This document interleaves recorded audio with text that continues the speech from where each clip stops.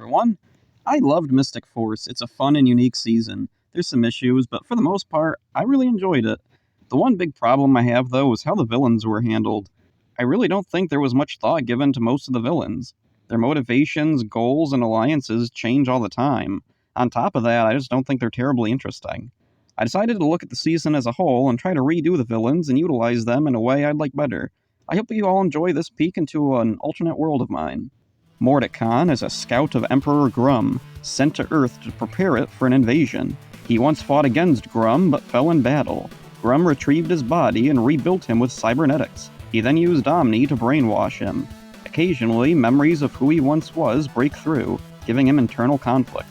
If Mordecon starts to drift away from his mission, the machinery in his head starts pumping, getting him under control once more. The Rangers find out who he is and try to help him, but to no avail. He's but a shell of who he once was. Necrolai lives off in a cave, ostracized by the other magic folk of the forest. She's not trusted because she's a vampire, one of the last in the world. At one point, she was queen of the vampires, but now is without a single ally. She wants to bring back the age of the vampires. Korag is a mysterious being, wandering and never staying in one place long. No one knows where he came from or what he wants. He has a powerful Zord of his own, Catastros. Udana thinks it's a Zord she once knew. She believes it's her husband Lienbo's Zord, stolen and corrupted by evil. Phineas is the only being he tolerates being around. The three villains keep to themselves, occasionally getting into scuffles.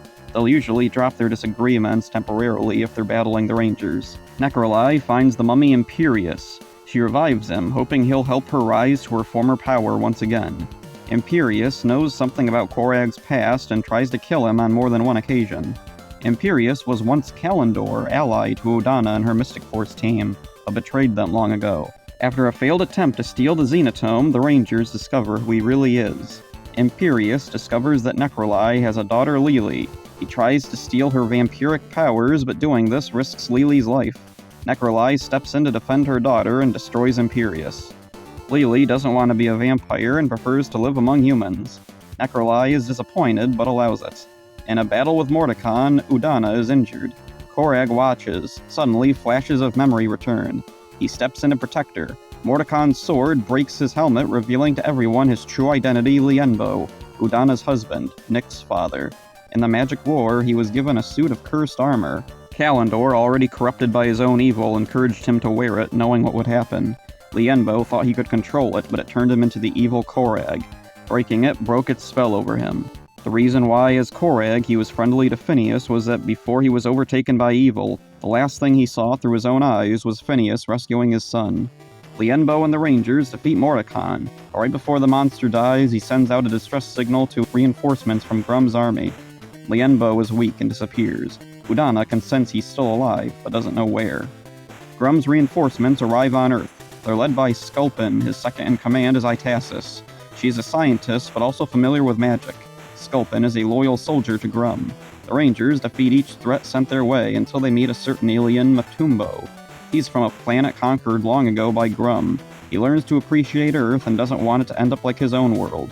He turns against Grum and joins the Rangers.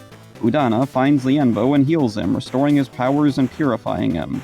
The cursed armor is safe, and his Zord, Catastros, is good again too. Sculpin finds a shard of Korag's broken helmet. Itasis is able to unlock its secrets and recreate the cursed armor. They kidnap Nick and, using the shard, turn him into the new Korag. Nick morphs into a form similar to Lienbo, but blazoned in red. Eventually, his team get through to him and he overcomes the armor's hold on him. Itasis questions their actions. She isn't sure if she wants to remain with Sculpin.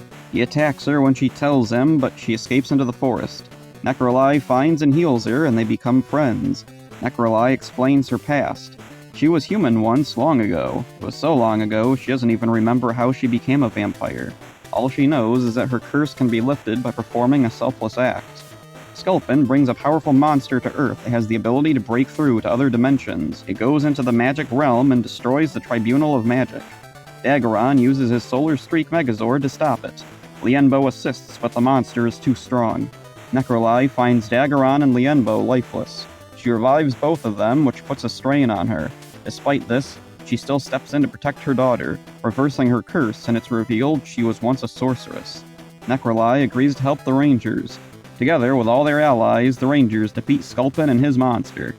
They meet another alien, Piggy. He was aboard one of Sculpin's ships as a prison cook. He warns them that defeating such a high-ranking member of Grum's forces will have put Earth on his radar. Itasis, Matumbo, Phineas, and Necroli all help to bridge the differences between the beings of the forest and the people of Briarwood. Parts of the forest and town were damaged in the final battle. The forest beings accept help from human technology to restore it, while the humans accept magic to help rebuild their city. The newly rebuilt land everyone made together is dubbed New Tech City. Piggy and other previously imprisoned aliens make a home there. I hope you all enjoyed this look into an alternate universe for Mystic Force, in particular its villains. That's it for this one, hope you enjoyed it. See ya.